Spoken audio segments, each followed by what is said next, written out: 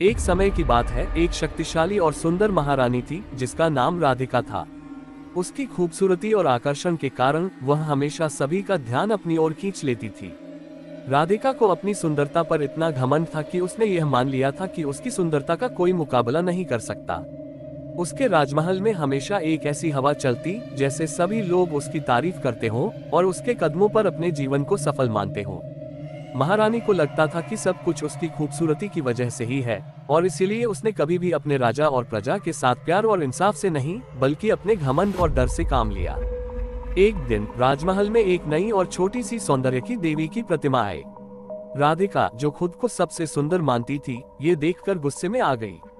उसे लगा कि अब कोई और सुंदर और शक्तिशाली प्राणी उससे आगे निकल जाएगा। यह क्या है? मैं सबसे सुंदर हूँ और यह प्रतिमा मुझे चुनौती दे रही है। महारानी ने सोचा और अपने घमंड को और बढ़ा दिया। एक दिन एक पुरानी और समझदार जोगिनी राजमहल में आई।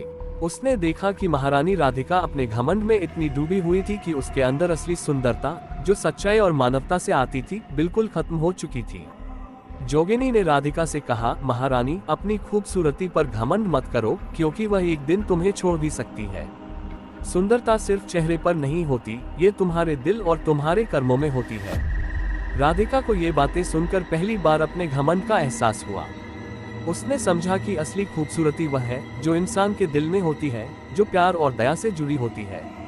इस अनुभव के बाद महारानी ने अपने घमंड को छोड़ दिया और राजा और प्रजा के साथ प्यार और इंसाफ से रहना शुरू किया।